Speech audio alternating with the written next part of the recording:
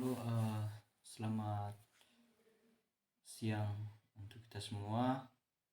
Perkenalkan, nama saya Damianus Febri Lobino, NIM 2020-310045. Pada kesempatan kali ini saya mau menjelaskan terkait materi tentang game theory.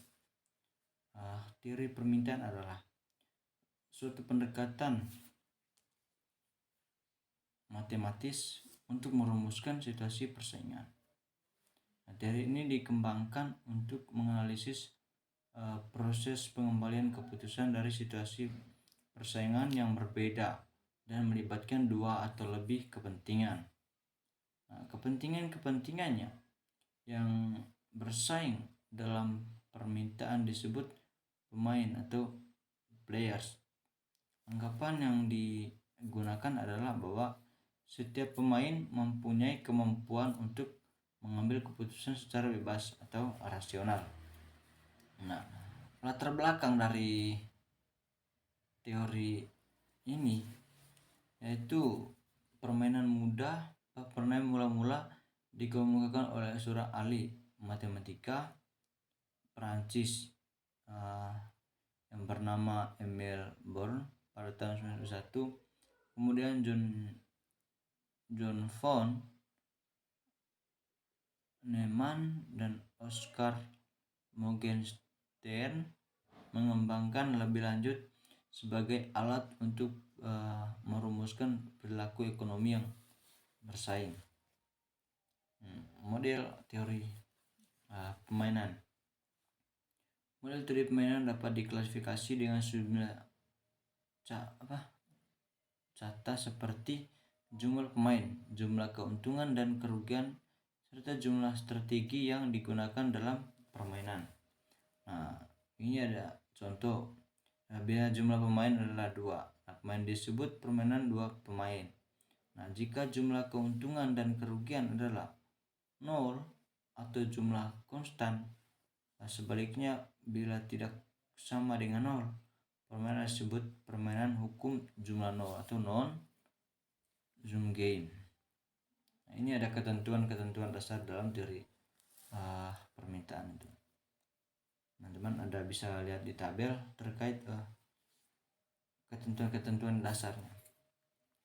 Yang pertama itu ambil contoh matriks payoff itu atau matriks permainan. Di atas dapat dijelaskan beberapa ketentuan dasar yang terpenting dalam teori permintaan, yakni angka-angka dalam matriks payoff atau matriks permainan itu menunjukkan hasil dari strategi permainan yang berbeda.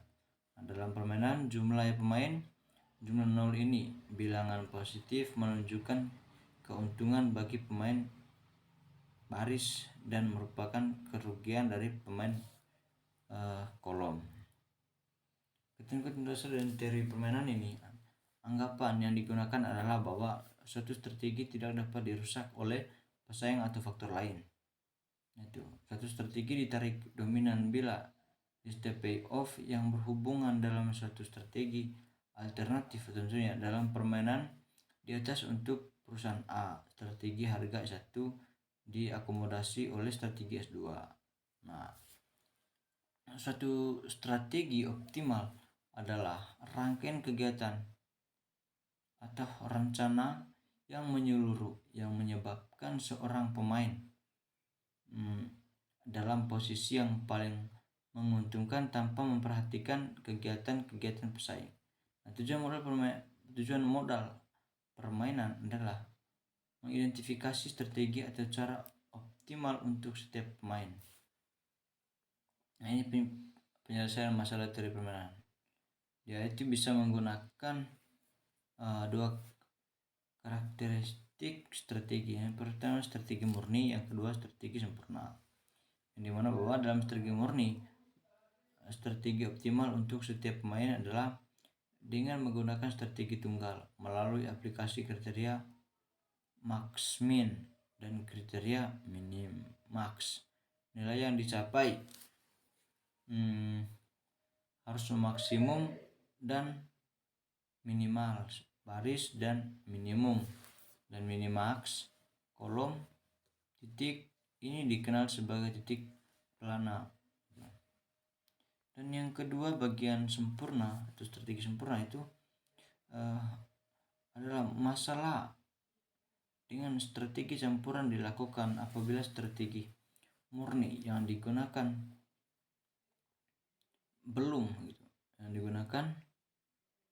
atau belum mampu menyelesaikan masalah permainan atau belum mampu memberikan pilihan strategi yang optimal bagi masing-masing pemain atau perusahaan. Dalam strategi ini, seorang pemain atau perusahaan akan menggunakan campuran atau lebih dari satu strategi untuk mendapatkan hasil optimal. Mungkin itu saja yang perlu saya jelaskan. Kurang dan lebihnya materi ini saya mohon maaf. Terima kasih. Selamat siang.